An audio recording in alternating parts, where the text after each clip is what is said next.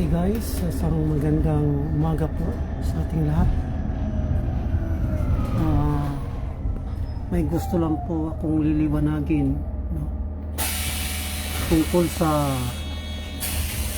paagi sa Ginoo sa kaluwasan o pamamaraan ng Panginoon sa kaligtasan. Okay? Tungod kay daghan pa kayo mga tao karon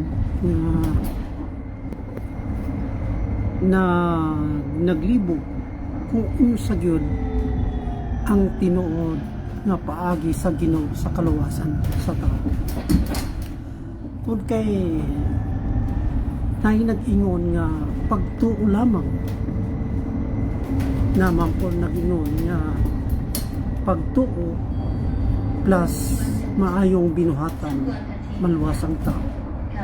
Asa man gyud sa duha ang tinuod nga paagi sa kaluwasan. Kung ang pulong sa Ginoo mga igsoon higala ang atong pangutana may tungod sa kaluwasan, pagtuo ra gyud sa Ginoo. Wala na ula na lain nga paagi kundi pagtuo ra gyud. So kung pagtuo ra bot bay pasabot nga dili na importante ang maayong binuhatan. So igsoon ato kiniklaruhon kaayo, no? Pag-abot sa kaluwasan sa tao, no, ay pagtuo ra gyud. Mao kana ang giingon sa Efeso 2:8 o 1:3:16, Roma 1:16, Juan 3:36, Lucas 7:50, no? Daghan pa mga bersikulo sa Biblia nga nag-ingon nga maluwas gyud ang tao pinaagi sa pagtuo lamang, no?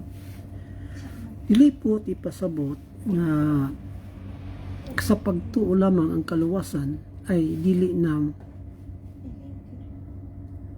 importante ang tawag nga maayong binuhatan. Kung ang pangutana ay unsay paagi sa Ginoo sa kaluwasan, pagtuo ra ug walay maayong binuhatan. Pero kung ang pangutana ay unsaon pag-ila sa tao nga siya tinuoray gyud nga mituo, o unsaong pag-ilsay sa tao nga luwas na, mao nang ang tubag niya, mao nang binuhatan, maayong binuhatan.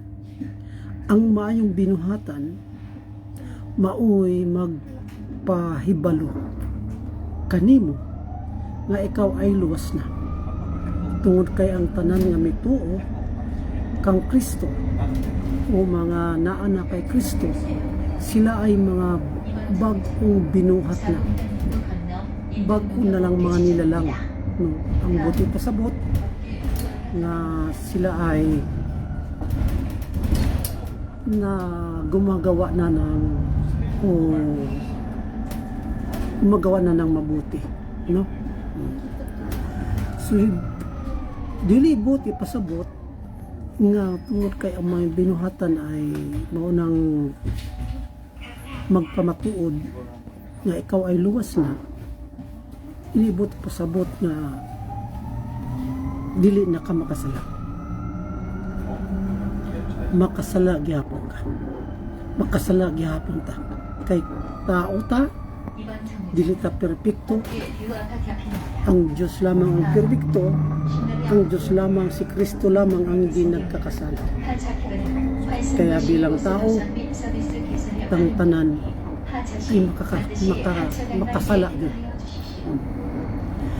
Pero ang pangutana, katulong nga pangutana, luwas pa paghihapon ang tao nga mituo sa Ginoo o naghimo na ug maayong binuhatan tungod kay siya mituo nga tinuoray sa Ginoo ug siya'y luwas na.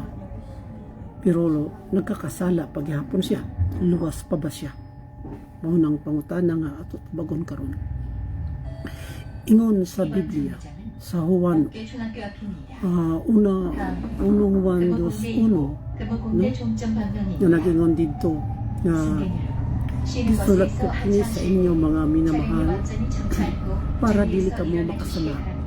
Pero kung makasalakan mo na atay tagapagtanggol or advocator sa amahan nga mao ang atong Ginoong Hesukristo. So sa diretso ng pag-istorya mga minamahal, na pag ikaw ay tinuod nga mituo sa atong Ginoo, sa Ginoong Hesukristo, luwas na ka. At paunsaon pagkabalo nato na ikaw ay luwas na tungod kay bag-ohon ang imong kinabuhi. Sa una, dili ka puro ka o daotan ng imong gihimo, no? Pero nung ikaw ay mituo sa tinuray nga pagtuo ka Kristo nga siya lamang ang imong manluluwas sa imong kalag na pinaagi sa iyang kamatayon, sa iyang pagbanhaw kaniya. Pagkana ang imong tuuhan nga mo makaluwas nimo, luwas na ka. Ug na bag-uhon ka sa Ginoo, mo nang mugawas na jud ng maayong binuhatan. Kay ang maayong binuhatan mao na siya ang mag-ingon o bunga na produkto sa imong kaluwasan. Karon pag ang tao nga luwas na naghimo na og maayo, no? Ay di gid maiwasan nga makasalata, pero dili bot ipasabot na pag nakasala na ta ay nawala na ang atong kaluwasan.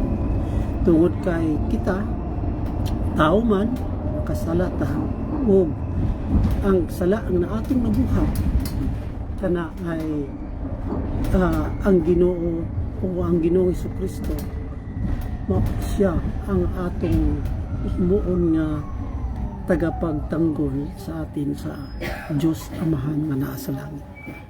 So mao na mga igsuon ang kuangyud sa Ginoo, no? Paagi sa Ginoo sa kaluwasan sa tao. So daghang salamat sa inyong paminaw.